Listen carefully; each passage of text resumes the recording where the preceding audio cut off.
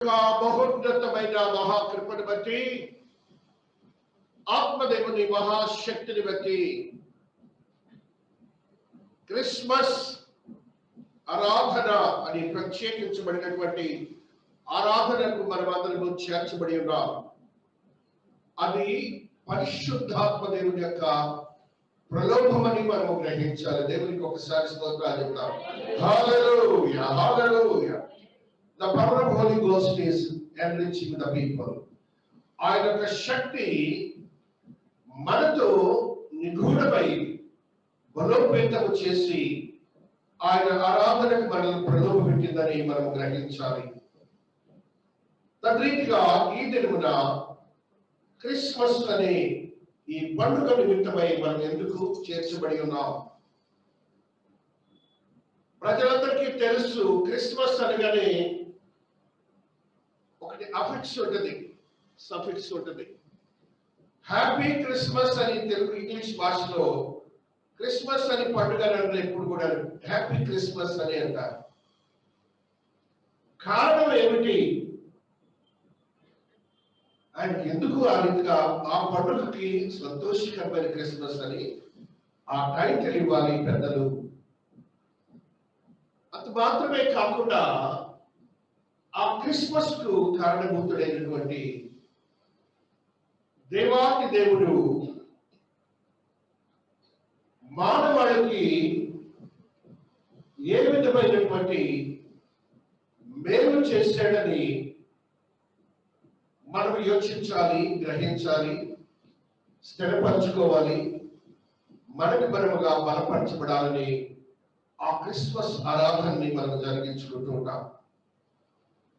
ఈ దినమున క్రిస్మస్ అనగానే అందులో క్రైస్ట్ అనే మాట ఒకటి ఉంటుంది, తర్వాత మాస్ అనే ఒక మాట ఉంటుంది ఇంగ్లీష్ మాటలో.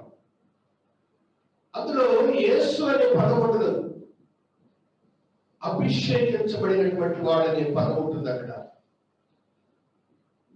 తర్వాత మాస్ అనే మాట ఉంటుంది, దానిని ఆరాధన అని అంటారు. అనగా అభిషేకించబడిన వారికి ఆరాధించే సంతోషకరమైనటువంటి రోజు. అనగా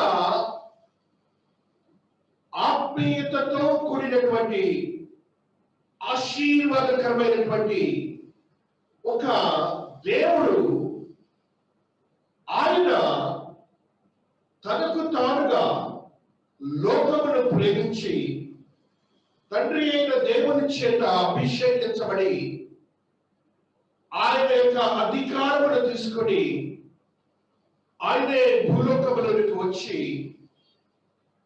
మానవాళికి ఏది లోపముతో ఉండదో, ఏది మానవాళి అనుభవించలేకపోయారో, ఏది మానవాళి తమకు తముగా దేవునికి దూరస్తులయ్యారో ఆ స్థితిని తిరిగి మరలా వారికి కలుగచేయటానికి ఆయన భూలోకానికి వచ్చారు. ఆ రోజు క్రిస్మస్ అని నామముతో మనము దేవాతి దేవుని సన్నిధిలో ఆరాధించుకుంటూ ఉంటాం. దేవుని యొక్క క్రియ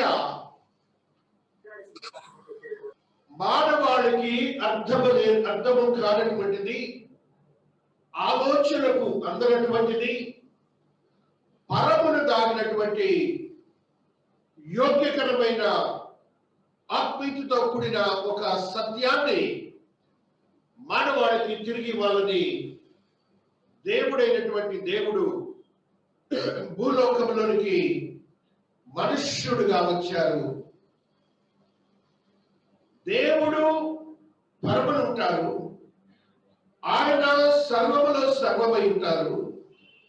ఆయనకు ఈ యొక్క యూనివర్స్ లో, విశ్వంలో ఏది కూడాను తెలియని లేదు. జ్ఞానముతో నింపబడినటువంటి ఒక దైవత్వంతో కూడినటువంటి వారిగా ఉంటారు. ఆయన మనుష్యుడుగా ఎందుకు రావాలి? మనుష్యుడు పాపముతో నింపబడి పాపము తనకు తానుగా స్వీకరించి పాపము తనకు తానుగా దేవుని చేత దూరం చేయబడి భూలోకములో జీవిస్తున్న క్రమములు దేవాది దేవుడు యోహాను సువార్తలో చెప్తారు. లోకమును ఎంతో ప్రేమించడు అనే మాటని దేవాది దేవుడు గురించి మాట్లాడతారు. దేవుడు లోకమును ఎంతో ప్రేమించడు అనే మాటను బట్టి ఆయనకున్నటువంటి ఆధిపత్యమైనటువంటి దైవత్వాన్ని వదులుకొని పాపి అయినటువంటి మానవుని రక్షించడానికి ఆయన మానవ శరీరాన్ని దాల్చినట్టుగా చూస్తున్నాను. దేవునికి మనకు వ్యత్యాసం ఏమిటంటే మన శరీరంలో రక్త మాంసములు ఉంటాయి, ఆయన శరీరంలో అక్షయమైన శరీరం ఉంటుంది, మహిమాన్వితమైన శరీరం ఉంటుంది. మన శరీరానికి ఆయన శరీరానికి చాలా వ్యత్యాసం ఉంటుంది. అయితే ఈ శరీరంలో పాపం ఉంది కాబట్టి శ్రమలున్నాయి, వేదనలున్నాయి, దుఃఖములున్నాయి, రోగములున్నాయి, లేకపోతే అనేకములైన కష్టములు నష్టములు ఈ శరీరానికి ప్రాప్తించి ఉన్నాయి పాపము వలనని మనం గ్రహించాలి. వీటన్నిటిని తొలగించడానికి దేవాది దేవుడు అద్భుతమైన శక్తివంతమైన క్రియను జరిగించడానికి భూలోకానికి వచ్చారు. ఆ క్రియలో భాగమే ఆయన మన శరీరమును దాచుకొనుట. ఆయన మన శరీరమును దాచుకొని భూలోకానికి వచ్చి తిరిగి ఆయనకున్నటువంటి మహిమాన్వితమైన శరీరాన్ని మనకి ఇవ్వటానికి దేవుడు మన శరీరాన్ని దాచుకున్నాడు. దేవుడికి ఒకసారి స్తోత్రాలు చెప్పండి. దేవుడికి ఒకసారి స్తోత్రాలు.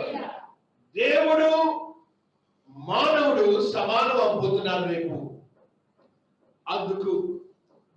అందుకు క్రిస్మస్ అంటే సంతోషం మనకి.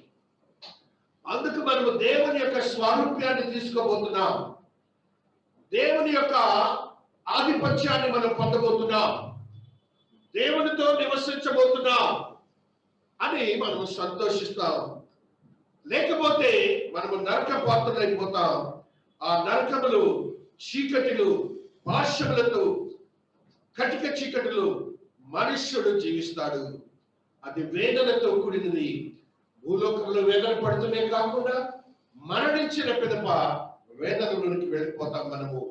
ఆ స్థితి మనకు ఉండకూడదని మరలా తిరిగి పూర్వపు స్థితిని మనకి ఇవ్వటానికి దేవాది దేవుడు భూమి మీదకి ఒక మనుష్యుడిగా వచ్చారు. ఈ మనుష్యుడిగా వచ్చినటువంటి దేవుడు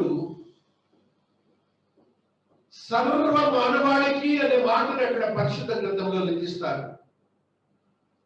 సర్వ మానవాళి అంటే ఈ భూమి మీద ఉన్నటువంటి ఏ మానవ జాతి బీయింగ్స్, హ్యూమన్ బీయింగ్స్ అంటారు. వీరు ఎవరైతే ఉన్నారో వీరందరినీ కూడా ఒక అద్భుతమైన శక్తివంతమైన స్థితిని కలుగ చేయాలని ఆయన భూమి మీదకి వచ్చారు. మానవాళికి చేయాలని వచ్చారు. Not of any segment. A segment కి చేయాలని రాలేదు ఆయన. ఏ కాంటినెంట్ కి చేయాలని రాలేదు ఆయన. ఏ రేస్ కి చేయాలని రాలేదు ఆయన. ప్రతి మనుష్యుడికి రక్షణానందము కలిగి చేయాలని దేవాది దేవుడు భూలోకానికి వచ్చారు. ప్రతి మనుష్యుడు మనకున్నటువంటి సంగతులు ఏంటంటే చరిత్రల ఆధారంగా తీసుకున్నా, హిస్టరీ ఆధారంగా తీసుకున్నా, మనం ఇప్పుడు ఏదైతే ఉన్నామో 1000 ఏళ్ల క్రితము లేకపోతే 2000 క్రితము ఇలా ఉండేవాళ్ళం కాదు. వేరే రూపంలో మనం అందరం ఉండేవాళ్ళం. కొన్ని వేల సంవత్సరాల క్రితము మనకు ఉన్నటువంటి ఈ స్థితి అప్పుడు లేదు. ఏదైతే మనం ఇప్పుడు చూసుకుంటున్నామో అది 2000 సంవత్సరాల క్రితం లేదు, 3000 సంవత్సరాల క్రితం లేదు. ఈ మధ్య కాలంలోనే మనకు మనముగా సృష్టించుకొని జాతుల్ని, మతాల్ని, ఇక లేకపోతే ఎన్ని సెగ్మెంట్స్ ఏవైతే ఉండవు ప్రపంచం మొత్తం కూడాను వీటిని పెట్టుకొని జీవిస్తున్నారు. దేవుని దృష్టిలో ప్రతి మనుష్యుడు సమానమే. దేవునికి ఒకసారి స్తోత్రాలు చెప్పండి. అందుకని ప్రతి మనుష్యుని రక్షించాలని దేవాతి దేవుడు భూమి మీదకి ఆయన ఈ శరీరాన్ని దాల్చుకొని వచ్చారు. దీనిని ఏమన్నారంటే క్రిస్మస్ అని అంటున్నారు. ఆయన వస్తే ఏమైంది? ఆయన వచ్చినంత మాత్రాన్ని మనకి ఏమైనా దొరుకుతుందా అనే భావన, ప్రశ్నలు చాలా ఉంటాయి. అది గ్రంథంలో లిఖించారు. నీవు రక్షింపబడిన వాడవైతే ఆయన అన్నారు మత్తయి సువార్తలో, ఆయనకు రక్షకుడు అని పేరు పెడతారన్నారు. అనగా యేసు అను నామాన్ని పెడతారన్నారు. ఆయన సర్వమానవాడికి రక్షణార్థమైన జ్ఞానం ఇస్తారని కూడా పరిశుద్ధ గ్రంథంలో లిఖించారు. అక్కడ రక్షకుడు గురించి మాట్లాడారు. లూకా సువార్తలో ఎవరు మాట్లాడారు అంటే, పరము నుంచి దేవుని సన్నిధిలో ప్రతినిత్యము నిలబడి ఒక గాబ్రియేలు దూతని దేవుని సన్నిధిలో నుంచి భూలోకానికి వచ్చి రాజ్య స్థాపన కొరకు రాజు గురించి మాట్లాడతారు. ఇక్కడ అక్కడేమో రక్షణ గురించి, రక్షకుడు గురించి మాట్లాడతారు మత్తయి సువార్తలో.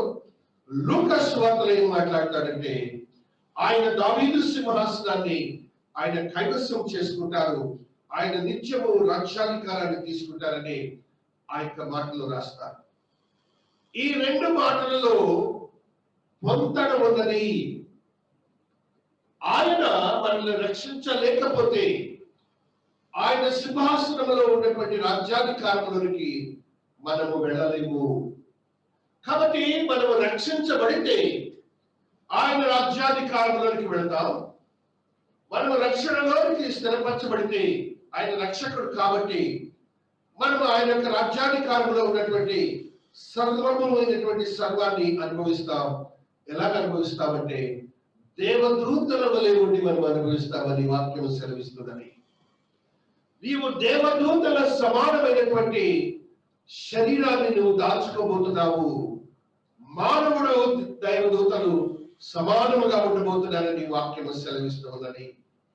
కాబట్టి క్రిస్మస్ అనగానే ఒక మనుష్యునికి ఉన్నటువంటి పూర్వపు స్వభావాన్ని, పూర్వపు రూపాన్ని, పూర్వపు స్థితిని ఇవ్వాలని నీతిమంతుడనే మనుష్యుడు దేవునికి కనపడలేదు. కాబట్టి నీతిమంతుడనే మనుష్యుడు దేవునికి కనపడలేదు కాబట్టి ఆయా ప్రవక్తలందరూ భూమి మీద వచ్చారు. కొంతవరకు మాత్రమే వారి యొక్క నీతిని దేవునికి ప్రదర్శింపచేశారు.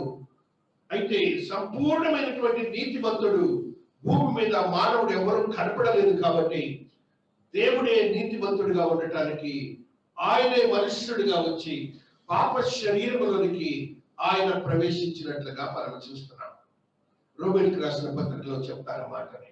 పాప శరీరమును ఆయన దాల్చుకొని అనే మాటని పరిశుద్ధాత్మ దేవుడు అక్కడ రాయబడినటువంటి మాటను ఒక పర్యాయము మనం దేవుడు తన సొంత కుమారుని పాప శరీరాకారముతో పంపి ఆయన శరీరమందు పాపమునకు శిక్ష విధించెను. మానవుడిగా వచ్చినటువంటి దేవుడికి నీ పాపము నిమిత్తము, నా పాపము నిమిత్తము ఆ శిక్ష విధించితేనే కానీ మన ఈ శరీరమును మార్పు చెందవు.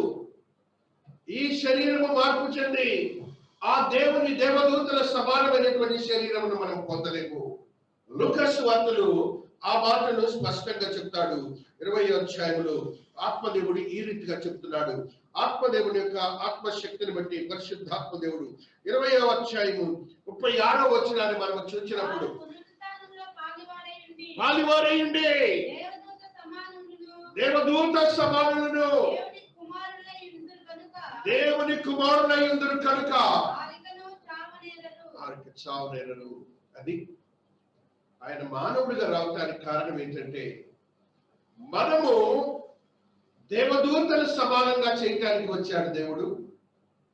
రెండవది ఏం చెప్తున్నారంటే దేవాతి దేవుడు దేవుని కుమారులు అనబడి అంటున్నాడు. దేవునికి ఒకసారి స్తోత్రాలు చెప్పాలి. హల్లెలూయా. దేవదూతల్లా కావాలి, దేవుని కుమారులాగా మనం మార్చబడాలి. అందుకే దేవుడు భూలోకానికి వచ్చారు.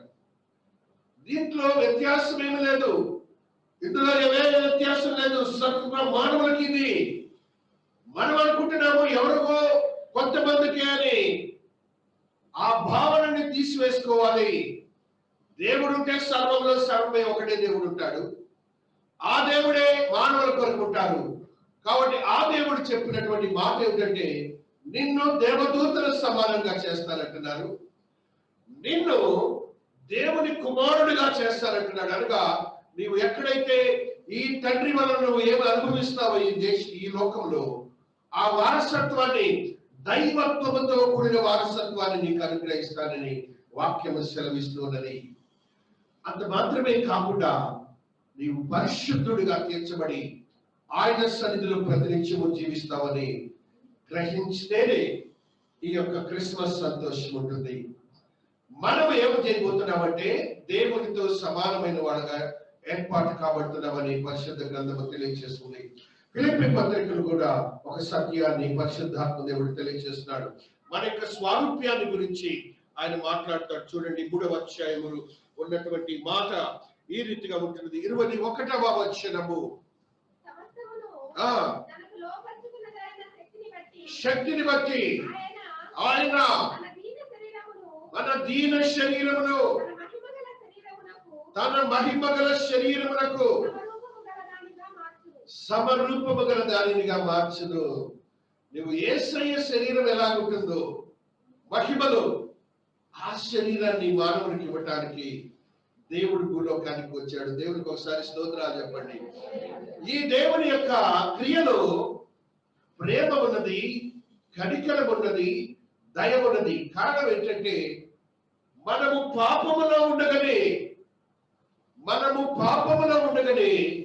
ఆయన భూలోకానికి వచ్చి ఒక అద్భుతమైన క్రియ చేసి ఆయన స్వారూప్యాన్ని ఇవ్వటానికి ఆయన చేసిన శిలువ త్యాగం మనందరికీ తెలిసినది. ఆ రీతిగా మనలను దేవుని యొక్క సన్నిధిలో ఉంచడానికి, ఆయన స్వరూపం ఇవ్వటానికి దేవాతి దేవుడు భూలోకానికి వచ్చారని క్రిస్మస్ ని మనము ఎంతగానో సంతోషంగా చేస్తాం. ఈ లోకంలో మనకున్నవి వేదనలు ఉన్నాయి, దుఃఖాలు ఉన్నాయి. ఇకపోతే మనకున్నటువంటి రోగాలు, మరణము. నీవు పాపము చేసావు కాబట్టి మరణం ఉన్నది. మానవుడు పాపం చేశాడు కాబట్టి శరీర మరణం ఉన్నది. మానవుడు పాపం చేశాడు కాబట్టి మరి ఆత్మ మరణం ఉన్నది. ఈ రెండింటినీ దేవుడు తీసేయాలని భూలోకానికి దేవుడు వచ్చాడు. దేవుడికి ఒకసారి స్తోత్రాలు చెప్పండి. ఈ రెండింటినీ is going to wipe off this. ఆయన తుడిచివేయబోతున్నాడు ఈ స్థితిని. మానవుడికి శరీర మరణం లేకుండా చేయబోతున్నాడు, ఆత్మ మరణం కూడా లేకుండా చేయబోతున్నాడు. అందుకనే ఆయన భూలోకానికి మనుష్యుడిగా, శిశువుగా వచ్చారని మనము సంతోషంగా ఈ పండుగను చేసుకుంటున్నాం. దీనికి ఒక మార్గం అన్నది. ఈ యొక్క స్థితిలోనికి రావాలి అంటే ఆయన పేరు యేసు అని చెప్పారు.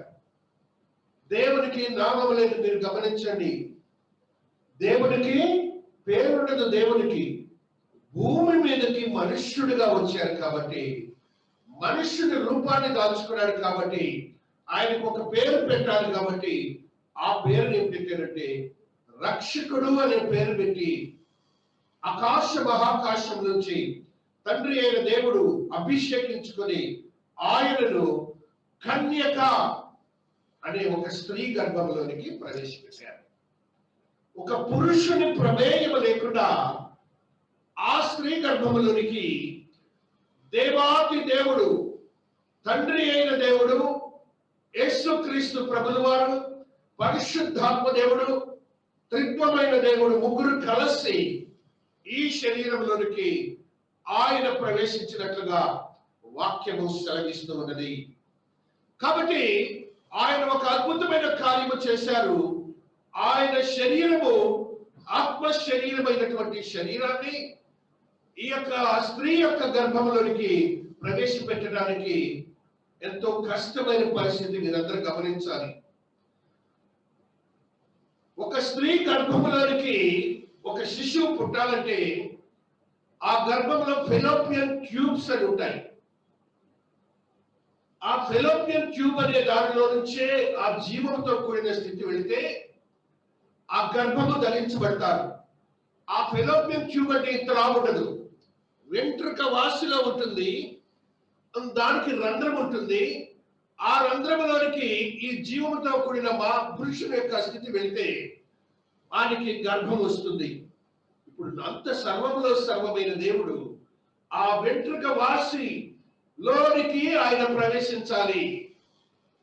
ఆ వెంట్రుక వాసిలోనికి ఆయన ప్రవేశించాలి అంటే ఆయన దేవుడై ఉండి అంత కఠినమైనటువంటి పరిస్థితిగా ఉన్నట్టుగా అక్కడ చూడండి. లూకులో మనం ఇవాళ చదువుకున్నాం అద్భుతమైన శక్తివంతమైన మాటని 1వ అధ్యాయంలో ఆయన మాట్లాడిన మాటని ఈ రీతిగా చూసుకుంటూ వస్తున్నాం. 35వ వచనము, దూత పరిశుద్ధాత్మ నీ మీదికి వచ్చును, కమ్ముకొనును కనుక పరిశుద్ధుడై దేవుని. ఇక్కడ ఏమేమి జరిగిందమ్మా? పరిశుద్ధాత్మ దేవుడు నీ మీదకి వస్తారు. పరిశుద్ధాత్మ దేవుడు మొట్టమొదటిగా ఆమె యొక్క శరీరాన్ని బలోపేతం చేస్తున్నాడు ఇక్కడ. ఎందుకంటే ఆమె శరీరము చాలదు, దేవుని భరించడానికి ఆమె శరీరము చాలదు. మానవుడు పాపి, బలహీనుడు, రోగములు, అన్ని ఇబ్బందులే. అయితే దేవుడు ఏం చేశాడంటే మొట్టమొదటిగా పరిశుద్ధాత్మని ఆమె యొక్క శరీరంలోనికి ఇలాగా పంపించాడు. ఆ శరీరంలోకి పంపించి ఆమెను బలోపేతం చేస్తున్నాడు. ఆమెను బలోపేతం చేస్తున్నాడు శక్తివంతుడిని చేసుకుంటానికి. 2వ మాట చదివిన అక్కడ, సర్వోన్నతిని శక్తి నిన్ను కమ్ముకొనును. తండ్రి అయిన దేవుడు ఆమెకు బలమైనటువంటి శక్తిని ఇవ్వబోతున్నాడు. పరిశుద్ధాత్మ దేవుడు కమ్ముకున్నాడు. సర్వోన్నతుడైన తండ్రి అయిన దేవుడు ఆమెను ఆ రీతిగా కమ్ముకొని పరిశుద్ధాత్మ దేవుడు ఈ రోజు బలోపేతం చేసి ఊములోకేమో పరిశుద్ధాత్మ దేవుడు వెళ్ళాడు. ఆ యొక్క ఫెలోపియన్ ట్యూబ్స్ ని వాటిని బలోపేతం చేశాడు. ఎందుకంటే యేసయ్య అనే దేవుడు దాంట్లోకి వెళ్ళాలి కాబట్టి, ఆమెకు శక్తి చాలదు కాబట్టి త్రిత్వమైన దేవుని క్రియ అక్కడ జరుగుతా ఉన్నది. ఆ యేసయ్య ఆయన యొక్క గర్భంలోనికి ఇలాగ వెళ్ళి యేసు రూపంలో శిశువుగా భూలోకానికి వచ్చాడు. దేవునికి ఒక్కసారి స్తోత్రాలు చెప్పాలి మనం. ప్రపంచము ఆకాశ మహాకాశం అంతా దిగి వచ్చిందండి. త్రిత్వమైన దేవుడు దిగి వచ్చాడండి నిన్ను రక్షించడానికి. త్రిత్వమైన దేవుడు, పరిశుద్ధాత్మ దేవుడు, సర్వోన్నతుడైనటువంటి తండ్రి అయిన దేవుడు, యేసుక్రీస్తు ప్రభులు వారు ముగ్గురు దిగి వచ్చి ఒక స్త్రీని ఆ రీతిగా బలోపేతం చేసి ఆ స్త్రీ ద్వారా వచ్చినటువంటి దైవ కుమారుడుగా చెప్పబడుతున్నటువంటి దేవాతి దేవుడు 36 చదువురతలు ఎక్కడ అక్కడ శిశువు పరిశుద్ధుడై పుట్టబో శిశువు పరిశుద్ధుడై ఏంటిటా దేవుని కుమారుడు అనబడను. దేవునికి స్తుతిగా. కాబట్టి దేవుడు పాపులమైన మనకు పాపం చేసింది మనము మన పాపం నుంచి మనం రక్షించుకోవడానికి మనకు శక్తి చాలలేదు. అయితే దేవుడు కనికర సంపన్నుడని మాటని, కంపాషనేట్ గాడ్ అనే మాటను మనం చూస్తాం. ఆయన కనికరమును చూపి నీవు పాపములో ఉన్నావు కాబట్టి, మరణమునకు పాత్రుడవుతావు కాబట్టి, ఆ స్థితి నీకు ఉండకూడదు కాబట్టి నేనే మానవుడిగా వచ్చి నీతిమంతుడిగా నిష్కళంకమైన రక్తమును ప్రోక్షించి నిన్ను శుద్ధీకరించి దేవుని సన్నిధిలోనికి తీసుకొని వెళ్తానని ఆ యొక్క త్రిత్వమైన దేవుడు చేసిన క్రియను గుర్తించుకుంటున్నావు. క్రిస్మస్ రోజున జరగటానికి 9 మాసముల క్రింద జరగటానికి ఈ అద్భుతమైన కార్యము జరిగింది. దేవునికి ఒకసారి స్తోత్రాలు చెప్తున్నాను. హల్లెలూయా. నా దేవుని యొక్క క్రియ నన్ను రక్షించడానికని మీరందరూ అనుకోవాలి. ఇదంతా నీ కోసమే. ప్రతి ఒక్క వ్యక్తి కూడా ఇది నా కోసం చేశారు దేవుడు. దీంట్లో ఏమాత్రం వేషాలు లేవు. ఈ ఊరు లేవు, ఆ పేట లేవు, ఈ దేశం లేదు, ఏ కాంటినెంట్ లేదు, ఆ యొక్క ఖండాలు లేవు, ఉపఖండాలు లేవు, దేశాలు లేవు. దేవుడు అనేవాడు ఎక్కడో ఒక చోట పుట్టాలి కాబట్టి అక్కడ పుట్టాడు అంతే. అక్కడ పుట్టాడని మన దేశంలో పుట్టలేదని చాలా మంది అంటున్నారు. మన దేశంలో పుట్టాల్సిన అవసరం ఏముంది? ఒక చోట పుట్టాడు. అక్కడ పుట్టింది కూడా ఎక్కడ పుట్టాడంటే centre of the earth, correct గా భూమికి నడిమిన ఉన్న స్థలంలో పుట్టాడు. ఆయన దేవుడికి ఒకసారి స్తోత్రాలు చెప్పండి. మాతో జియోలజిస్టులు అందరూ కూడా లెక్కలేశారు. కరెక్ట్ గా సెంటర్ లో పుట్టాడు ఆయన. ఆయన పుట్టిన ప్రదేశం ఏ ప్రదేశం అంటే సెంటర్ ఆఫ్ ది అర్త్, భూమికి నడిమినని యెహెజ్కేలు భక్తుడు కూడా ఈ మాటని రాస్తాడు. భూమికి నడుమన ఉన్నటువంటి ప్రదేశంలో దేవాతి దేవుడు పుట్టి ఆ యొక్క నడిమి నుంచి ఏం చేశాడంటే ప్రపంచమంతా కూడాను ఆయన రక్షణ జ్ఞానాన్ని తెలియచేయడానికి ఆ ప్రాంతం నుంచి ఆయన వెదజల్లినట్టుగా రక్షణ సువార్తను మనం చూస్తున్నాం. దేవునికి ఒకసారి స్తోత్రాలు చెప్పుకుంటున్నాం. హల్లెలూయా. ఆ రక్షణ సువార్త ద్వారా మనము రక్షణలోనికి వస్తాం. ఆ రక్షకుడు ఏం చేస్తాడంటే ఆ రక్షణలోనికి మనం వచ్చినప్పుడు మనకు రేపు జరగబోతున్నటువంటి అద్భుతమైన భవిష్యత్తుని కొన్ని చదువుకుందాం ఈ దినాన. అది నేను చెప్పాలా? అయితే 40 నిమిషాల్లో హడావుడిగా మనకు జరగబోతున్నటువంటి కృపను చదువుకుందాం ఈ దినాన. రక్షకుడు, రక్షణ. రక్షకుడు అంటే నిన్ను రక్షించడానికి ఒక వ్యక్తి కావాలి బట్టి ఆయన ఒక రక్షకుడిగా చెప్తున్నారు. రక్షణ అనగానే నీవు ఏదైతే పోగొట్టుకున్నావో దేవుడి సన్నిధిలో అనగా మానవుడు దానిని మరలగా తిరిగి ఉండడానికి దేవుడు చెప్తున్నాడు. మనందరికీ తెలుసు ఈ లోకంలో మనం అనుభవిస్తున్నది ఇదే సత్యం అనుకుంటాం. ఏదైతే మనం అనుభవిస్తున్నామో ఇది సత్యము అనుకుంటాం. కానీ ఈ సత్యము కాని సత్యం అవుతున్నది. ఏమిటి ఆ సత్యం అంటే 10 భాగాలుగా రక్షణ గురించి పరిశుద్ధాత్మ దేవుడు తెలియజేస్తున్నాడు. రక్షణ అంటే నువ్వు బాప్తిస్మం తీసుకొని మారు మనసు పొందినంత మాత్రాన రక్షణ కాదు. నీవు రేపు జరగబోయే జీవితాన్ని అనుభవించడమే రక్షణ. ఈ శరీరము వదిలి ఈ ఆత్మను దేవుని సన్నిధిలోనికి పంపి అక్కడ అనుభవించే యోగ్యకరమైన జీవితమే రక్షణ అని మీరు గమనించాలి. రక్షణ అంటే నీవు బాప్తిస్మం తీసుకున్నావు, రక్షణకు ఆరంభ దశని. నువ్వు ఎక్కడ రేపు నిత్య జీవం అనే స్థితిలోనికి అనుకుంటావు చూశారు. ఆ నిత్య జీవం అనేది కూడా నువ్వు రక్షణలో ఒక భాగమే. 10 అంశాలు ఉంటాయి. అందులో 10 అంశాలు నేను చక్కగా చదువుతాను. అందులో కొన్ని ఈ దినాన్ని మనము ధ్యానించుకుందాం. ఈ రీతిగా రక్షణలో ఉన్నటువంటి భాగాలు ఏంటంటే మొట్టమొదటిగా మన శరీరము విమోచనము జరుగుతుంది. అనగా ఈ రక్త మాంసములు గల శరీరము విమోచించబడుతుంది. మానవాళి యొక్క శరీరము విమోచించబడుతుంది. నెక్స్ట్ నిత్య సర్వజీవుల విమోచనము.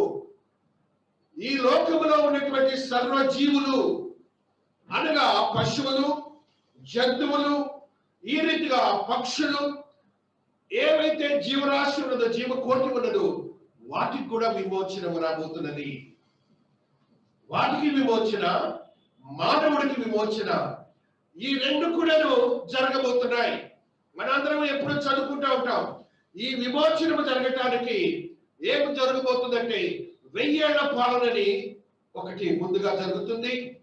తరువాత పరమునకు మొత్తము సాధారణని బంధించిన పిదప దేవాతి దేవుడు పరమునకు మనం వెళ్ళబోతామనే సంగతిని మీరు గమనించాలి. ఈ రెండు క్రియలలో జరుగుతున్న క్రియ ఏమిటంటే ఈ మానవాళి యొక్క శరీరము, ఈ సర్వజీవుల యొక్క శరీరములు మార్చబడతాయి. మీరు ఇప్పుడు చూస్తున్నారు జంతువులు ఉన్నాయి. జంతువులు మన మీదకి వచ్చి రెగ్యులర్ గా మన కోళ్ళు కుక్కల్లాగా మనతో పాటు తిరుగుతున్నాయా? తిరుగుతాయా? ఎందుకు తిరగట్లేదు? ఎందుకు తెలుగువై వచ్చి కీర్తనకారుడు ఆత్మవశ్యుడే ఒక మాట రాస్తాడు.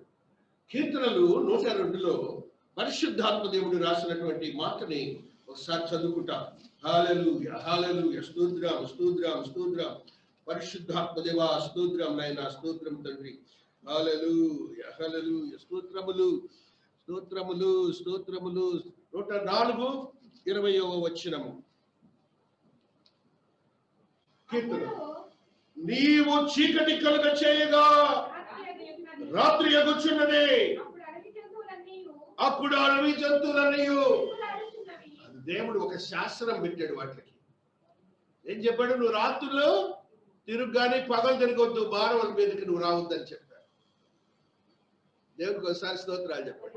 లేకపోతే మానవులని ఈ రోజుకి ఎంతమందిని చంపేసేవాడు. దేవుని యొక్క శాస్త్రం అది.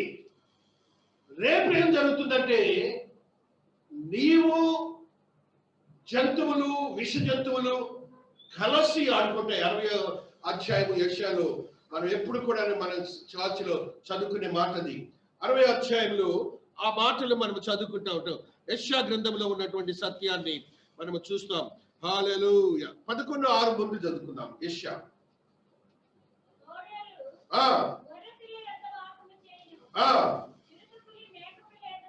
పండుకను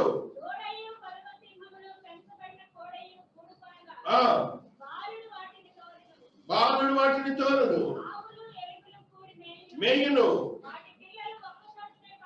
పండుకను, గడ్డి మేయును. అట్లా ఇవన్నీ ఇక మార్పులు. నేచర్ అంతా కూడాను మార్చబడుతున్నది. దానిని నువ్వు రేపు చూడబోతున్నావు. మనం ఇప్పుడు మనకున్నటువంటి అల్ట్రా టెక్నాలజీలో ఏంటంటే ఒక స్పెషల్ కనపడటానికి మనం ఎప్పుడు కూడా ఎత్తుకుతుంటాం.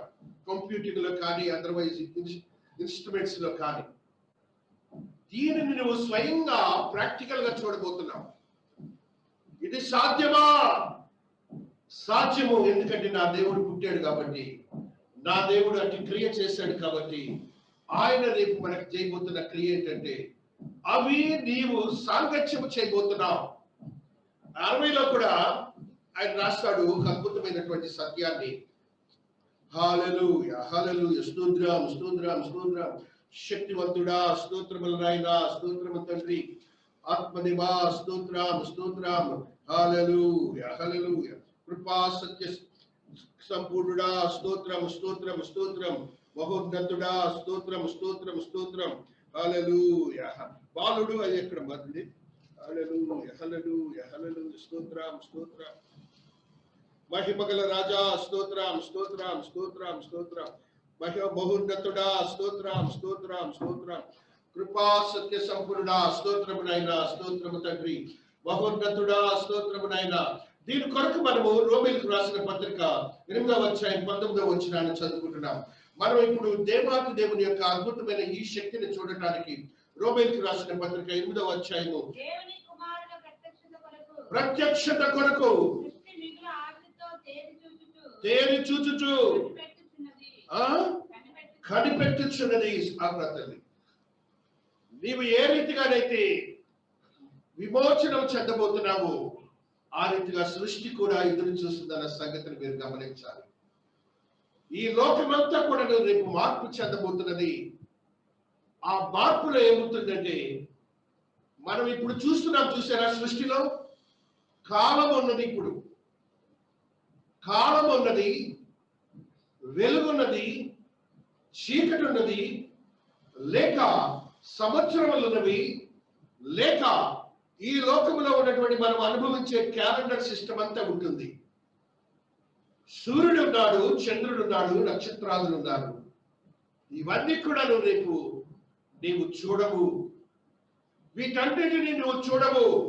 అక్కడ కాలము లేదు, సమయము లేదు. దేవునితో ఉండే యోగ్యత ఉంటుంది. ఆ స్థితిని నువ్వు పొందబోతున్నావు. అందుకు క్రిస్మస్ అంటే మనకు సంతోషం. There is no restriction, there is no timely restriction there. ఈ వాతావరణం లేవు, ఎండ లేదు, వాన లేదు, సముద్రం లేదు, భూమి లేదు, సర్వము కూడా కొట్టివేయబడబోతున్నది. అందుకు క్రిస్మస్ అంటే సంతోషం. రేపు అక్కడ ఏమి జరగబోతుందంటే, ప్రకటనలో మీరు చూడండి, ఒక శక్తివంతమైన మాటని ఆత్మదేవుడు రాస్తాడు. 22వ అధ్యాయంలో ఆత్మదేవుడు మాట్లాడుతున్న మాటను ఈ రీతిగా చూస్తున్నాం. 22వ అధ్యాయము 4వ వచనాన్ని చదువుకుంటూ వస్తున్నాం. ఆయన ముఖ దర్శనము చేయించుదురు, నొసళ్ళ యందును. జాగ్రత్తగా వినండి, రాత్రికి ఎన్నడను ఉండదు. దీపకాంతి అయినను సూర్యకాంతి అయినను అక్కర్లేదు, ప్రభువే వారి మీద ప్రకాశించును. దేవుడే వెలుగుగా ఉంటాడు. రేపు దేవుడు యేసయ్య వెలుగుగా ఉండబోతున్నాడు. మనం చూసే ఈ సృష్టి క్రమం అంతా కూడా ఈ జియాలజిస్ట్ కానీ ఏ జియాలజిస్ట్ ఆంథ్రోపాలజిస్ట్ ఏది కూడా లేకుండా, నో మెడికల్ సైన్స్ ఈవెన్. కారణం ఏంటంటే ఆయన భూమి మీదకి వచ్చి చేసిన క్రియ ద్వారా రేపు ఒక ప్రపంచాన్ని మనం చూడబోతున్నాం. ఉండదు, చంద్రుడు ఇంకను లేదు, ఇవన్నీ కూడా ఉండవు. అందుకు దేవుడు భూలోకానికి వచ్చాడు. నిత్యమైన వెలుగు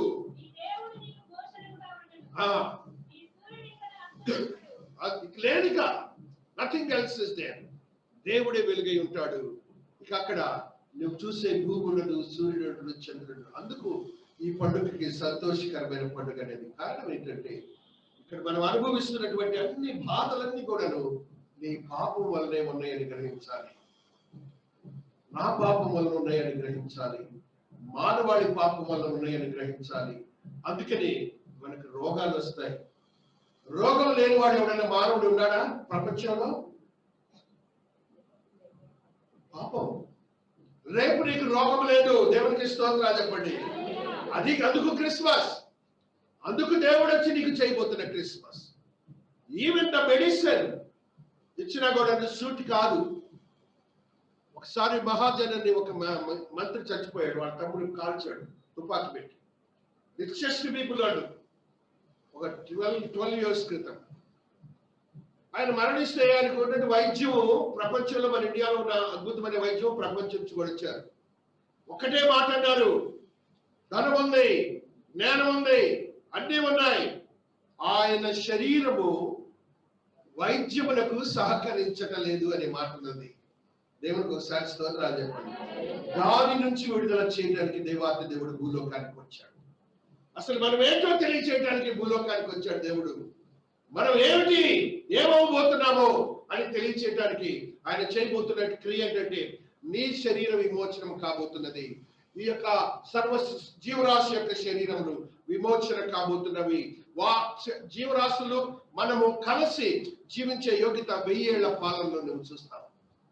అక్కడ ఏమవుతాయంటే తెలుసా, న్యాచురల్ బాడీ, నీ పాపము చేయనటువంటి నీతిమంతుడిగా చెప్పబడుతున్నటువంటి ఈ శరీరము గలవాడు, పరిశుద్ధుడిగా చెప్పబడుతున్నటువంటి మహిమ శరీరము కలవాడు, ఇరువురు కలిసి ఆ 1000 ఏళ్ల పాలనలో జీవిస్తారు. దేవునికి ఒకసారి స్తోత్రాలు చెప్పండి.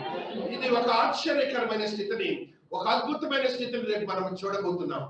అప్పుడు ఈ యొక్క మహిమగల శరీరం గల వ్యక్తులు ఎట్లాగైతే దేవదూతలు పరమ నుంచి ఇక్కడికి వస్తాయో, నీవు కూడా అమెరికా దేశం వెళ్ళాలనుకున్నా కానీ ఇక్కడ నుంచి ఎమ్మటే వెళ్ళిపోతావు. ఈ మహిమాన్వితమైన శరీరం ద్వారా నువ్వు ఏ ప్రదేశానికైనా వెళ్ళిపోవటానికి ఒక ఛాన్స్ నువ్వు చూడబోతున్నావు. దేవునికి ఒకసారి స్తోత్రాలు చెప్పండి. ఈ రీతిగా నీ శరీరము మార్చబడిపోతున్నది, సర్వ జీవరాశుల యొక్క శరీరం మార్చబడుతున్నది. దానిని చేయటానికి ఆయన భూలోకానికి వచ్చి పశువుల పాకలో ఎలా పడుకున్నాడు తల్లి? ఒక శిశువుగా ఆయన పడుకున్నాడు. అందుకని మానవాళి సంతోషించే దినముగా ఉంటున్నది ఇది. మానవాళి కొరకు ఆయన వచ్చారు. మానవాళి కొరకు ఆయన చేసినటువంటి కెనోసిస్ అంటారు దీన్ని గ్రీక్ లో, అంటే రిక్తత్వము. ఆయనకున్నటువంటి ఆ గొప్ప శక్తివంతమైన దైవత్వాన్ని కంప్లీట్ గా వదులుకొని మానవుడిగానే ఆ రిక్తత్వంలోనికి వెళ్ళిన స్థితిని మనము గ్రహించినప్పుడు మనకు పాప విమోచన కలగటానికి ఆ స్థితి కారణమై ఉంటున్నది, రిక్తత్వమే కారణమై ఉంటున్నది. కాబట్టి మనము రిక్తత్వంలోనికి వెళ్ళాలి. రక్షింపబడినటువంటి మనము, మారు మనసు పొందినటువంటి మనము, ప్రాయశ్చిత్తము పొందినటువంటి మనము రిక్తత్వంలోనికి వెళ్ళినప్పుడు మన శరీరములు రేపు మార్పు పొందబోతున్నాయి.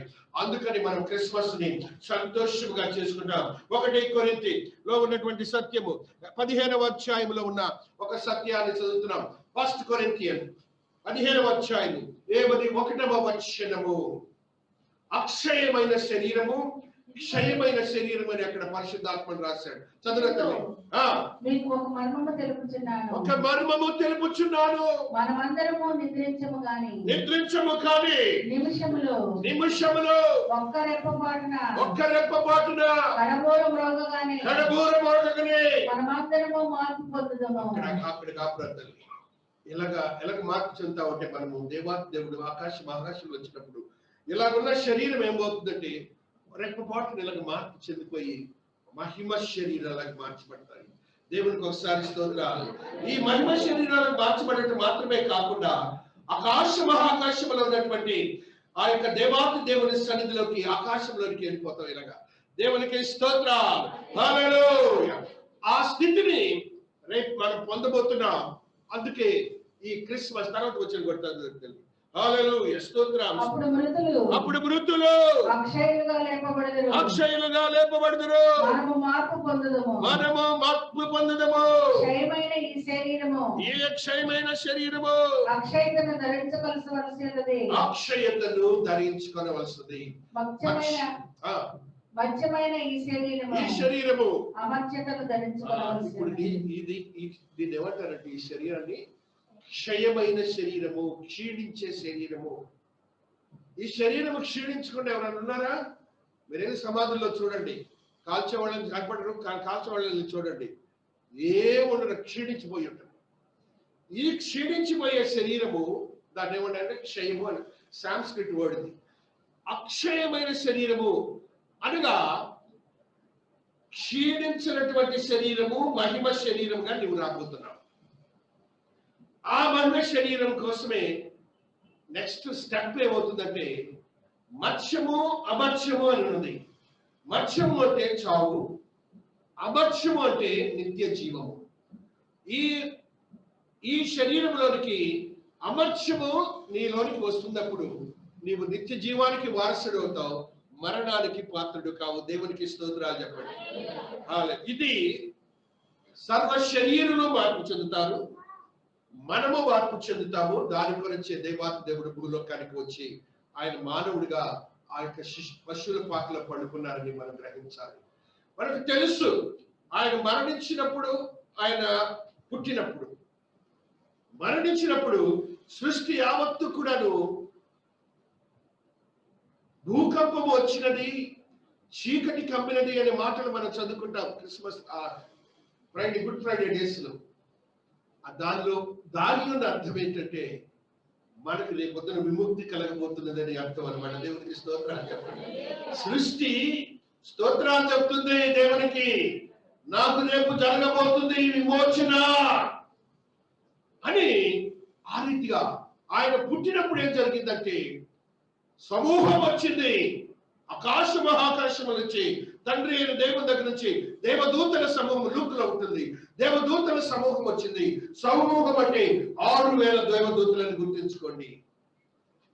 6000 దేవదూతలు నా దేవుని పుట్టినరోజున వచ్చి ఒక కన్సర్ట్, CONCERT అంటే మ్యూజికల్ కన్సర్ట్ అని మీరు వింటుంటారు.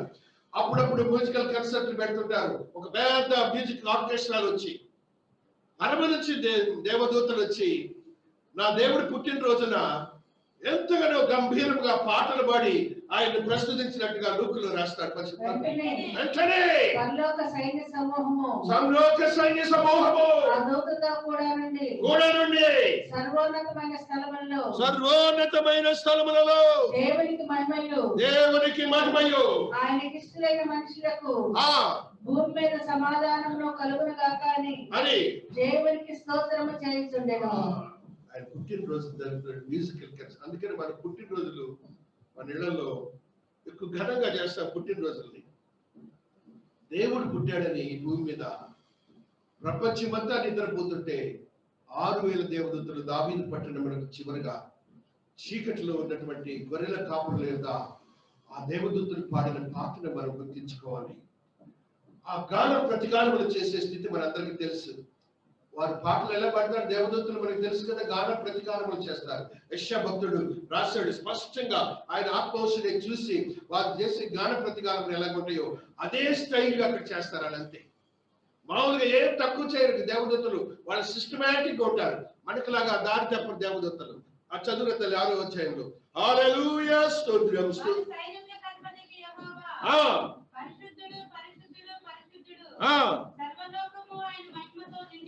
నిండి ఉన్నది గొప్ప స్వరముతో గాన ప్రతిగానములతో. సేమ్ దేవుడే కదా, అదే స్థితిని అక్కడ దావీదు పట్టణం అంతా కూడాను వారు నిద్రపోతున్నారు. కానీ ఇక్కడ వీళ్ళైతే దేవుని కొరకు స్తోత్రించే స్థితిని మనం అక్కడ చూస్తున్నాం. అందుకు క్రిస్మస్ రోజున మనం కూడా దేవుని స్తోత్రిస్తా ఉంటాం, దేవునికి స్తోత్రాలు చెబుతున్నాం. హల్లెలూయా హల్లెలూయా అంటూ వాళ్ళు ఒక సందేశాన్ని, పరమ సందేశాన్ని తీసుకుని వచ్చారు. ఆయన ఆకాశ మహాకాశంలో ఉంటాడండి. ఆయన దేవుడండి. మానవుడిగా బెత్లెహేములో పశువుల పాకలో పడుకున్నాడండి, గుర్తు లేని మనిషిగా పడుకున్నాడండి అని దేవదూతలు ఒక సందేశాన్ని మానవాళికి తీసుకొచ్చినాయి. ఆయన ఎట్లా పడుకున్నాడంటానికి సరైన అడ్రస్ చెప్పలేదు. బ్లూ షర్ట్ వేసుకున్నాడా, రెడ్ షర్ట్ వేసుకున్నాడా చెప్పలేని పరిస్థితులు. పేదడిగా పుట్టాడు కదా. యూదులు పేదతనంలో ఉండరు. యూదులు ఎప్పుడు రిచ్ గానే ఉంటారు. వాళ్ళు ఎప్పుడు కూడా పేదతనం. నేను యూదుడిగా పుట్టాడు ఈయన. గుడ్డ పేలికలన్నీ చుట్టుకు పెట్టారు, దానికి బట్టలు లేవు. అందుకని రాశాడు ఆ మాటను అక్కడ రాశాడు. దావీదు పట్టణమందు నేడు రక్షకుడు మీ కొరకు పుట్టి ఉన్నాడు. ఈయన ప్రభు అయిన క్రీస్తు. ఆయనకి ఇదే మీ కానవాలు. ఒక శిశువు బొత్తి గుడ్డలతో చుట్టబడి ఒక తొట్టిలో పండుకొని ఉండుట. ఒక శిశువు అంటే అడ్రస్ లేని వాడు. చూడండి, God, he can do wonderful things in the world. ఒక రాజుకు శాసించవచ్చు, రాజు అన్ని చేయొచ్చు. కానీ ఆయన అలా పుడితేనే మనం రేపు అనుభవించబోయే నిత్య జీవం మనకి రాదు. ఆయన అలా పుట్టాడు కాబట్టి మనం నిత్య జీవంలోనికి వెళ్ళబోతున్నాం. మన శరీరాలు మార్చబడుతున్నాయి. ఈ స్థితిని గమనించాలి. ఫస్ట్ ఏమేమి మార్చబడుతున్నాయి? మన శరీరాలు మార్చబడుతున్నాయి. ఈ సర్వజీవరాశి యొక్క శరీరాలు మార్చబడుతున్నాయి. భూమి ఆకాశములు మార్చబడుతున్నాయి. ఈ యొక్క సృష్టిలో ఉన్న సృష్టి క్రమం అంతా పోతున్నది. So whole things are coming to cleansed by the blood of Jesus. ఏ రక్తాన్ని ఆయన తీసుకున్నాడు, ఆ రక్తం ద్వారా అవన్నీ కూడా మార్చబడి క్రొత్త ఆకాశము, క్రొత్త భూమి రాబోతున్నది ఆ యొక్క 1000 ఏళ్ల పాలనలో. ఆ పిదప ఆకాశం ఉండదు, లేకపోతే భూమి ఉండదు. ఇక దేవాతి దేవుడి వెలుగై ఆ ప్రాంతంలో ఉంటారని మనం గ్రహించాలి. ఫస్ట్ 1000 ఏళ్ల పాలన ఉంటుంది. తర్వాత రెండవ రాకడ తర్వాత మనం ఆకాశ మహాకాశంలో జీవించే స్థితి ఉంటుంది. దేవునికి ఒకసారి స్తోత్రాలు చెప్పుకుంటున్నాం. సాతానుని ఓడించుట. సమయం లేదు, ఇవన్నీ కూడా చదువుకున్నాం. అక్కడ నిద్ర లేదు, ఏముండదు. సాతానుని ఓడించే స్థితిని కూడా మనం చూస్తున్నాం. సాతానుని ఓడించుట, సాతానుని బంధించుట, సాతానుని రేపొద్దున మరణములకు గురి చేయటం 3 భాగాలు ఉన్నాయి. ఆ 3 భాగాలు ఇప్పుడు మనం భూమి మీద ఉన్నంత కాలము కూడా సాతానుడు యొక్క ధ్వజము మన మీద ఉంటుంది.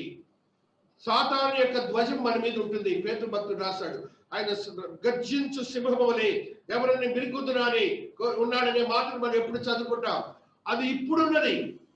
రేపు ఇక సాతానుని దేవాతి దేవుడు బంధించబోతున్నాడు. ఆ పిదప 1000 ఏళ్ల పాలనలో బంధించిన పిదప ఆ తర్వాత ఆయన ఏం చేయబోతున్నాడంటే సాతానుని మరణమునకు గురి చేయబోతున్నాడు. దేవునికి ఒకసారి స్తోత్రాలు చెప్పండి. ఇక సాతానుడు లేడు అంటే మనకి ఈ లోకంలోకి ఏమంటే దేవుడే మన దేవుడు. ఆయనతోనే మనం జీవిస్తాం. శ్రమలు ఉండవు, వేదనలు ఉండవు, దుఃఖం ఉండదు, శాపం ఉండదు. శాపం ఉండదు. నీ మీద శాపం అనేది ఉండదు. ఎందుకంటే ఆయన శాపము లేకుండా నిన్ను చేశాడు కాబట్టి. ఆయన గంటలో మనం ఎప్పుడు చదువుకుంటాం, ఆయన శాపగ్రాహిగా ఆ యొక్క శిలువ మీద మరణించిన మాటని మనం చదువుకుంటూ ఉంటాం. అంత మాత్రమే కాకుండా శాపగ్రస్తం అనేది ఏది అచ్చట కనపడలేదు అనే మాటని రోమీలకు రాసిన పత్రికలు పరిశుద్ధాత్మ దేవుడు మాట్లాడిన మాటని ఒకసారి గుర్తు చేసుకుంటూ ఉంటాం. హల్లెలూయా, హల్లెలూయా, స్తోత్రములు, స్తోత్రములు, స్తోత్రములు. 22వ అధ్యాయం 3వ వచనము. హల్లెలూయా, హల్లెలూయా. 22nd రెవల్యూషన్ 3వ వచనము. అది యేసుక్రీస్తునందలి ఆ విశ్వాసమూలమైనదే. 22 ఇక మీదట శాపగ్రస్తమైనది ఏదియూ దానిలో ఉండదు. ఏంటట? ఇక మీదట అనే మాటను మీరు గుర్తు పెట్టుకోండి. ఇక మీదట అనగా నువ్వు రక్షింపబడి ఆయన దగ్గరికి వెళ్ళిన మీదట, రక్షింపబడక ముందు ఈ లోకంలో ఉన్నంత ముందు శాపగ్రస్తంతోనే మనం జీవిస్తాం. శాపగ్రస్తం ఏంటంటే తెలుసా? దేవుని ఆజ్ఞలను మీరి జీవించడమే శాపగ్రస్తం. దేవుని ఆజ్ఞలు మీరు తెలుసుకోవాలి. బ్లాస్ఫమీ. బ్లాస్ఫమీ అంటే ఇంగ్లీష్ లో, తెలుగులో ఏమంటారంటే దైవ దూషణ. ఆజ్ఞానుసారం జీవించకపోతే ఆ స్థితి నుంచి కూడా నిన్ను విమోచన చేయాలని దేవాత్మ దేవుడు. అక్కడ శాపము లేదు, ఏమి లేదు. ఇక అక్కడ నువ్వు మార్పు చెందిన వాడుగా దేవుడితో ఉండబోతున్నావు. కాబట్టి శాపగ్రస్తమైనది ఏది అక్కడ ఉండదు. నెక్స్ట్ అక్కడ దేవుని యొక్కయు సింహాసనము దానిలో ఉండను. అక్కడే ఇంకా మనకి అక్కడ ఏముండదు. ఇక దేవాతి దేవుడు యేసయ్య సింహాసనాలు ఎక్కడ ఉంటాయి. అదే రాజ్యము. ఆ రాజ్యంలో మనం ఉంటే భూమి మీద మనం ఇప్పుడు అన్ని పడే సమస్యలు 70 ఏళ్ళు, 80 ఏళ్ళు, 90 ఏళ్ళు, 10 ఏళ్ళు, 20 ఏళ్ళు ఎంతకాలమైన పుట్టినా కూడా ఇవన్నీ మనకు ఉంటానే ఉంటాయి. రోడ్డు మీద కరుస్తుంటే కూడా భయపడి పరిగెత్తా ఉంటాం. అది ఎక్కడ వస్తుందో అని భయం. 14 ఇంజక్షన్ల పూర్వం, ఇప్పుడైతే ఎన్నో 1 ఇంజక్షన్ అవుతుంది అనుకో. సో ఇదంతా ఎందుకు వచ్చిందంటే పాపం వల్ల వచ్చింది. రేపు మనకి ఇవేమి ఉండవు. రేపు ఇక నీవేం చూడవు ఇవి. అందుకు మానవాడికి కావలసినటువంటి యోగ్యకరమైన స్థితిని అనుగ్రహించడానికి దేవుడు భూమి మీదకి వచ్చిన రోజు ఇది. అది ఏ ఊర్లో పుట్టాడంటే బెత్లెహేములో పుట్టాడని దేవునికి ఒకసారి స్తోత్రాలు పెట్టాడు. అది కూడా కుగ్రామమై ఉంటున్నది. జ్ఞానులకు కూడా అందలేదు ఆ యొక్క మ్యాప్. అందుకు అది గమనించండి. జ్ఞానులుగా చెప్పబడుతున్న వారికి కూడా మ్యాపులు, ఇప్పుడు అందరూ మనం మ్యాపులు చూస్తున్నాం కదా, దేంట్లో గూగుల్లో. గూగుల్ కంటే జ్ఞానవంతులు వాడు. తూర్పు దేశపు జ్ఞానులు అనే మాటను మీరు వింటారు. దీనికి ఒక నేను అనాలిసిస్ చెప్పాలి మీకు. ఆ దినాల్లో 2000 సంవత్సరాల క్రితము India is one of the best intellectual country in the world. ఎక్కడి నుంచి జ్ఞానులు ఉన్నారు, వెళ్ళారు. అందులో ఒక జ్ఞాని ఇండియా నుంచి కూడా వెళ్ళిన హిస్టోరియన్స్ రాశారు. ఎవరైనా పుట్టాడని వాళ్ళు పరిగెత్తుకుంటూ వెళ్ళారు. 2.5 సంవత్సరాల కాలం వాళ్ళు ప్రయాణం చేశారు, ఇబ్బందులు పడుకుంటా. ఆయన ఎక్కడ పుట్టాడో చూసారా? మన కంట్రీ, మన కాంటినెంట్ ఏంటో తెలుసు కదా, ఏషియన్ కాంటినెంట్. ఆయన ఎక్కడ పుట్టాడో తెలుసా? ఏషియన్ కాంటినెంట్ లో పుట్టాడు. దేవుడు ఒకసారి స్తోత్రాలు చెప్పండి. వాళ్ళు ఎవరో వచ్చి యూరోప్ వాళ్ళ దేవుడు అంటారు. నేను ఒప్పుకోను, నా దేవుడు ఈయన. నా కంట్రీలో పుట్టాడు, నా కాంటినెంట్ లో పుట్టాడు. నా దేవదూతలు నా దగ్గర నుంచి జ్ఞానులు వెళ్ళారు. వాడెవడు యూరోప్ వాడు, ఇంగ్లాండ్ వాడు నా దేవుడు అంటాడు.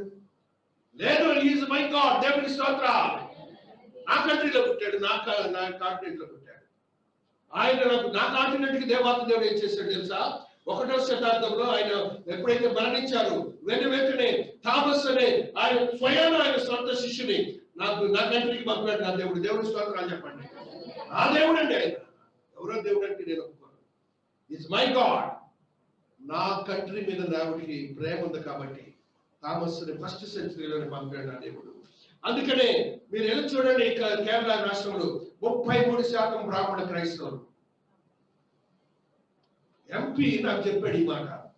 నేను ట్రావెల్ చేస్తుంటే Thomas and Brandon 33% of the Brandons are Christians in Kerala.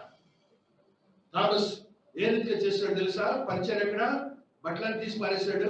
బ్రాహ్మణులకు బట్టలు వేసినట్టు తెల్లగా ఉంటాడయ్యా. యూదులు ఎలా ఉంటాడంటే తెల్లగా ఉంటాడు. కత్తి జంజం వేసుకున్నాడు. జంజం వేసుకొని సువార్త చేయటం మొదలు పెట్టాడు. మొత్తం కంట్రీ అంతా స్టేట్ అంతా కూడాను మెస్పరైజ్డ్ బై ది జీసస్ బ్లడ్. దేవునికి స్తోత్రాలు చెప్పండి. That's God Jesus. ఆయన మన కోసం ఆయన చేసిన క్రియలు మనము ఆ చెన్నై వరకే పెట్టి ఆపేశాం. అప్పుడు మనకి చెన్నైలోనే ఉండవు. దేవునికి స్తోత్రాలు చెప్పండి. మనకి రాష్ట్రం లేదు. మీరందరూ ఆంధ్రప్రదేశ్లో అందరూ దేశాలు వెళ్ళేస్తారేమో. మనకి రాష్ట్రం లేదు. చెన్నైలో దళితుడికి వచ్చాం, తెలంగాణ దళితులు ఇక్కడికి వచ్చాం. We are orphans. ఎప్పుడు ఆర్ఫన్స్ అయ్యి ఇది రాసిస్తా నేను యాజ్ అన్ హిస్టోరియన్ గా.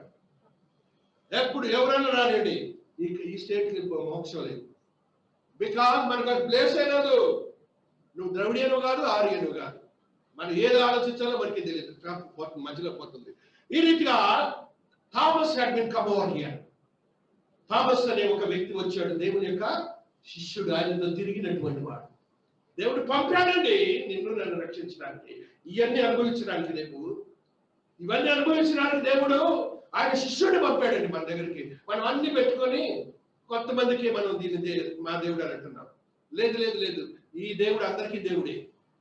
ఈ దేవుడు కూడా దేవుడు దేవుడే అంటే దానికి నో డిఫినేషన్, నో నిర్వచనం లేదు. ఆ దేవుడిని మనము కలిగి ఉండి మనము ఇంకను ఏదో పిచ్చి మాటల సత్యాన్ని వెనక తిరుగుతున్నాం.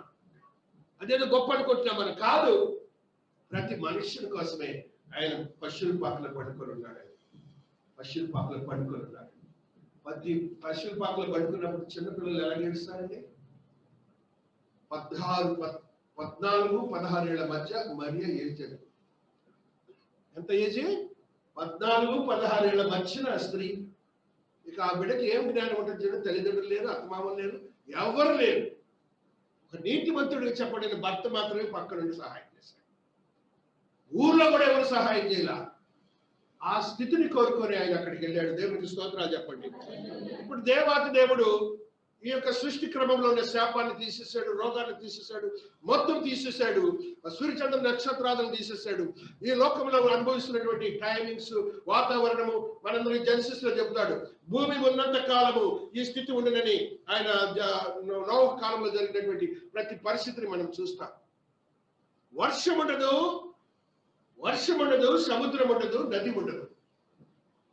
నోవ కాలంలో ఏం జరిగింది? నది సముద్రం వచ్చి మొత్తం ముంచి పారేసింది. లేదు, భూమి నిలిచి ఉన్నంత వరకు కోత కాలమును శీతోష్ణములను వేసవి శీతాకాలములను రాత్రి మగళ్ళను ఉండక మానవని. భూమి నిలిచి ఉన్నంత కాలము. రేపు మనకి భూమి లేదు కదా. రేపు ఏముండవు. గొడుగులు కొనుక్కునే లేదు, ఏసీలు వేసుకునే పని లేదు. Nothing else is there. You are going to live with such. ఎందుకంటే పాపం అడ్డం వచ్చింది. కాబట్టి ఈ స్థితిలో నుంచి మనం వెళ్ళబోతున్న కారణం ఏంటంటే, నువ్వు ప్రాయశ్చిత్తం ఇక్కడ ఉన్న వాళ్ళందరూ దేవునితో ఒప్పందం చేసుకున్న వాళ్ళు, ఇక్కడ ఉన్న వాళ్ళందరూ వీఆర్ కమిటెడ్ టు జీసస్. అయ్యా, నీవు మా కోసము భూమి మీదకి మనుష్యుడిగా వచ్చావు. మేము పాపాలు చేశాము, మా పాప ప్రాయశ్చిత్తం చేయడానికి నువ్వు వచ్చావు. కాబట్టి నేను దేవుడిగా అంగీకరించి మేము రేపు నువ్వు ఇవ్వబోయే ఆ యొక్క ప్రపంచంలోకి రాబోతున్నామని మనం సిద్ధపడి జీవిస్తున్నాం. దేవుని స్తోత్రాలు చెప్పండి. ఆ రీతిగా సూర్యచంద్ర నక్షత్రాదులు ఇవన్నీ కూడా క్లోజ్. నెక్స్ట్ సాతానుని మరణానికి గురి చేయబోతున్నాడు దేవుడు, బంధించబోతున్నాడు. ఆ యొక్క స్థితిని కూడా మనం చూస్తున్నాం. రెవల్యూషన్ లో మనం చూస్తున్నాం. 12వ అధ్యాయము 10వ వచనాన్ని చదువుకుంటున్నారు. ప్రకటన 12:10.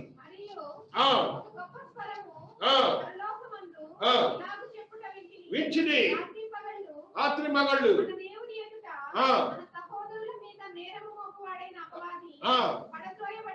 పడద్రోయబడి ఉన్నాడు కనుక రక్షణయు అది రేపు జరగబోతుంది. సాతానుడు ఇప్పుడు సాతానుడు అంత సాతానుడు దెయ్యం అనటం కానీ మనము అందుకు మన క్రిస్మస్ సంతోషించారు. ఇప్పుడు పిల్లలు క్రిప్పుడుగా పుడతారు, గుడ్డివాడుగా పుడతారు. రేపు అది లేదు. వాళ్ళు పుట్టడానికి కారణం ఏంటంటే పాపము. రేపు దేవుడు నీకు మహిమ స్వరూపాన్ని ఇవ్వబోతున్నాడు. అక్కడ ఏముండవు. ఇక్కడ పుట్టి క్రిప్పుడుగా పుట్టి ఒకవేళ ఈ లోకంలో అలాగే ఉండిపోయి రక్షించబడి మరణిస్తే రేపొద్దున బ్రహ్మాండమైన స్మార్ట్ పర్సనాలిటీతో దేవుడి దగ్గర ఉంటాడు. దేవుని స్తోత్రాలు చెప్పండి. రవితేజ రేపు అలాగనే ఉండబోతున్నాడు. దేవుడికి స్తోత్ర. రా మమ్మ ఏది ఏదేది ఉందా? అమ్మాయి కూడా ఆ దేవాతి దేవుడు ఈ లోకంలో చూపు ఇవ్వలేదు. దేవుని దగ్గర దేవుని చూసే చూపుని రేపు ఇవ్వబోతున్నాడు. దేవునికి స్తోత్ర.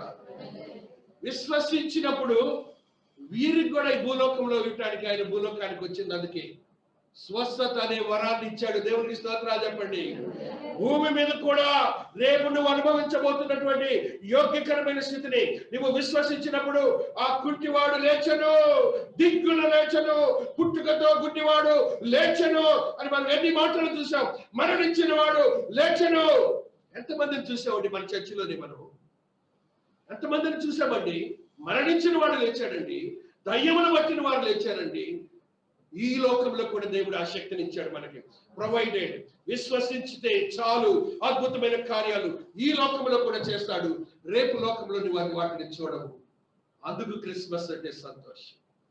మనకి ఈ లోకంలో కూడా ఏమిస్తాడు? స్వస్థత ఇస్తాడు. ఈ లోకంలో కూడా స్వస్థత పరిశుద్ధాత్మ దేవుని యొక్క వరాలు ఇచ్చాడు దేవుడు మనకి. అప్పుడు మనం ఏది అడిగితే అది ఇస్తున్నాడు దేవుడు. కారణం ఏంటంటే ఆయన భూలోకానికి రావటం వల్ల. కాబట్టి ఈ స్థితి రేపు అక్కడ ఉండదు. మనందరికి తెలుసు, ధనవంతుడు పేదవాడైనటువంటి వాడు లాజరు దగ్గర, లాజరు అనే వ్యక్తులు. లాజర్కి ఇక్కడ ఏముందమ్మా? గజ్జుందా? గజ్జుందా? అక్కడికి వెళ్తే గజ్జు వచ్చిందా? లేదు. You will be change and you will be living with God like him. ఆయన వల్ల నువ్వు జీవించడానికి ఆయన చేసిన క్రియ. సాతానుని బంధించే క్రియ అయిపోయింది. భూమి తిరిగి పునఃస్థాపించటము, పాపము, రోగము, మరణము మొత్తం పోతున్నది. అదే రీతిగా న్యాచురల్ పీపుల్, జంతువులు కలిసి మరలా మనం అక్కడ జీవిస్తాం. 65వ అధ్యాయం 20వ వచనం చదువుకుంటున్నాం. యెషయా భక్తుడు 65:20. హల్లెలూయా. స్తోత్రం, స్తోత్రం, స్తోత్రం.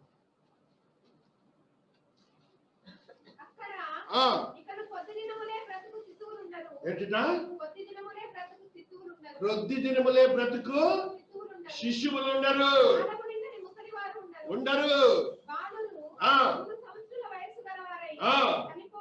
చనిపోదురు.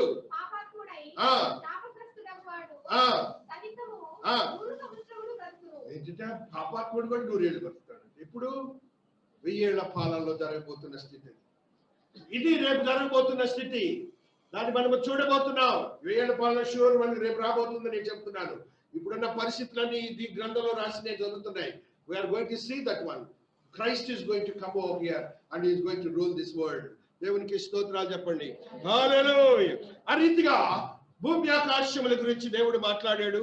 భూమి మీద ఉన్న క్రీస్తు దేవుని రాజ్యముగా మార్చబడబోతున్నది అనే స్థితిని ప్రవచనాత్మకంగా డానియేల్ గారు రాసిన గ్రంథాన్ని ఒకసారి చదువుకుందాం.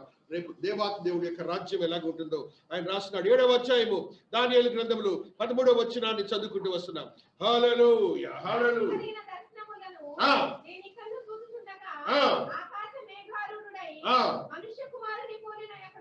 వచ్చి ప్రవేశించి ఆయన సముఖమునకు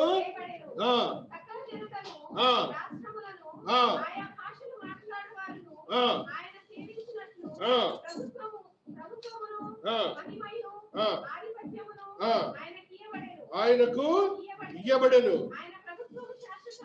శాశ్వతమైనది. ఆ రాజ్యముకి అన్నటికి ఇది ఇప్పుడు 1వ అధ్యాయంలో లూకులో చెప్పిన మాట మరియుతో ఆ రాజ్యంలోనికి మనం వెళ్తాం.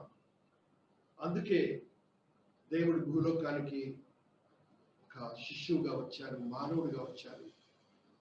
మానవాళిని రక్షించడానికి కానీ ఒక జాతిని కాదనే సంగతిని, సత్యాన్ని గ్రహిస్తే చాలు మానవుడు.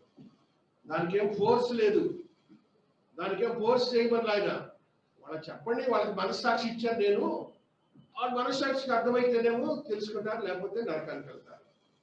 నరకం ఎలా ఉంటుందో 3 చోట్ల రాశాడు బైబిల్ గ్రంథంలో. మనకి ఇప్పుడంతా కూడా మనకి రేపు జరగబోయే, మనందరూ రక్షించబడ్డాం కదా, రేపు మనకు జరగబోయే యోచన చూసాం. రక్షింపబడిన వారికి ఏది సిద్ధపరచబడిందో చూస్తాం. యూదా భక్తుడు సత్యాన్ని అట్నుంచి వెనక నుంచి వద్దాం. యూదా భక్తుడు రాస్తాడు చూడండి, నరకం అనే స్థితిని ఎలాగ చెప్తాడు. హల్లెలూయా. స్తోత్రం, స్తోత్రం. 6వ వచనం. మరియు నిలుపుకొనక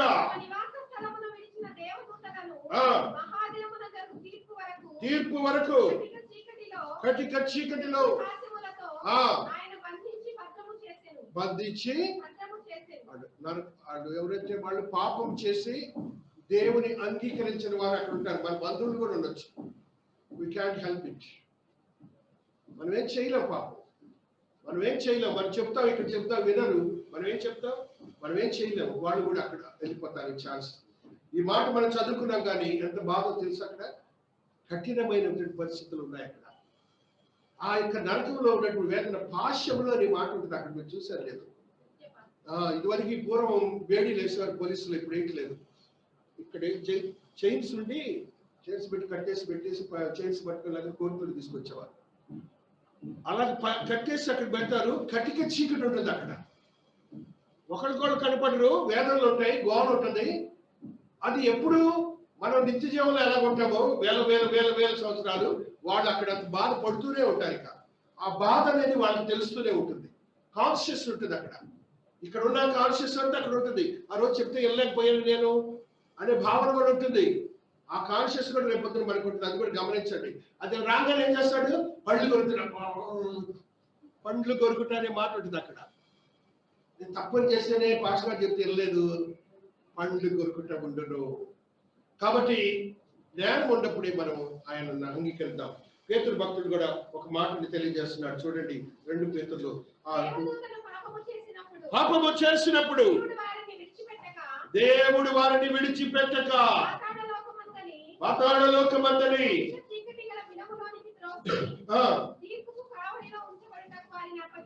వారిని అప్పగించెను. అక్కడ ఏం చేస్తున్నాడు, త్రోసి అనే మాటను మీరు చూశారు కదా. అక్కడ మీకు తెలుసలేదు, ఒక పోలీస్ స్టేషన్ ఒక ముద్దాన్ని తెచ్చేవరకు మేము వాడు అక్కడ పెట్టుకొని చూసి మాక్సిమం కాలు పెట్టి తనటానికి ప్రయత్నం చేస్తాం. మేము తొయ్యటానికి ఒక తల్లిదంత లోపలికి వెళ్ళి పడిపోతాడు. మన బతుకలితే వదిలిపోతున్నాడు. ఇక్కడేమో దేవుడు మనల్ని తీసుకుంటాడు. అక్కడేమో ఒక కానిస్టేబుల్ దేవుడు వచ్చి ఒక గుద్దంగానే వెళ్ళి అక్కడ పడతాం నరకం. నెక్స్ట్ దేవుడు అంటున్నాడు, ఈ నరకం ఎవరికి సిద్ధీకరింపబడిందంటే చూడండి 18వ అధ్యాయం మత్తయి సువార్తలో దేవుడు మాట్లాడుతున్న మాటని చూడండి. హల్లెలూయా, స్తోత్రం స్తోత్రం స్తోత్రం స్తోత్రం స్తోత్రం స్తోత్రం, హల్లెలూయా హల్లెలూయా హల్లెలూయా.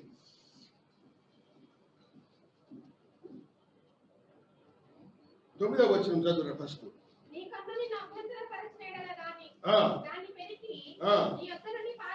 నీ యొద్ద నుండి పారవేయుము, 2 కన్నులు కలిగి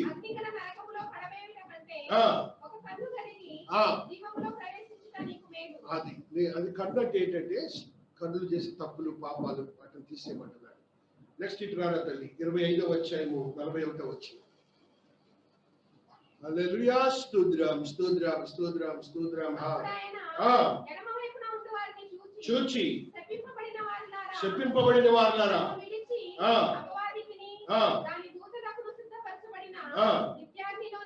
నిత్యాగ్నిలోనికి అది దాంట్లోకి వెళ్ళకూడదనే దేవుడు ఇది నాన్న భూలోకానికి ఆయన కష్టపడి శ్రమపడి మానవుడిగా వచ్చి అందుకు తానుగా రిక్తుడు చేసుకొని దేవుడి ఉండి ఆయనకున్నటువంటి యోగ్యతలను వదులుకొని వారు కొట్టినా కూడాను ఇబ్బంది పెట్టినా కూడాను అని మాత్రం కూడాను ఎదురు తినక నిన్ను రక్షించుకోవడానికి నన్ను రక్షించుకోవడానికి భూలోకానికి వచ్చినది లగాయతు 33,000 సంవత్సరాల కాలము పరిశుద్ధుడిగా జీవించాడు. దేవునికి స్తోత్రాలు.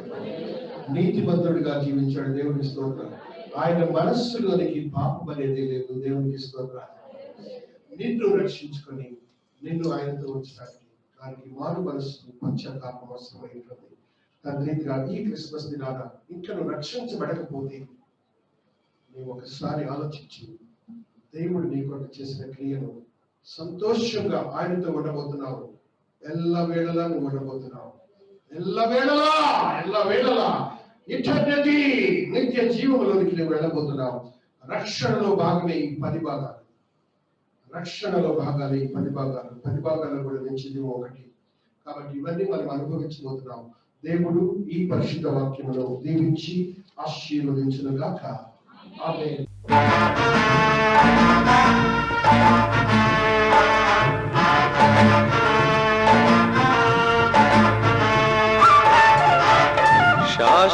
శాశ్వతమైనది నీవు నాయన చూపినా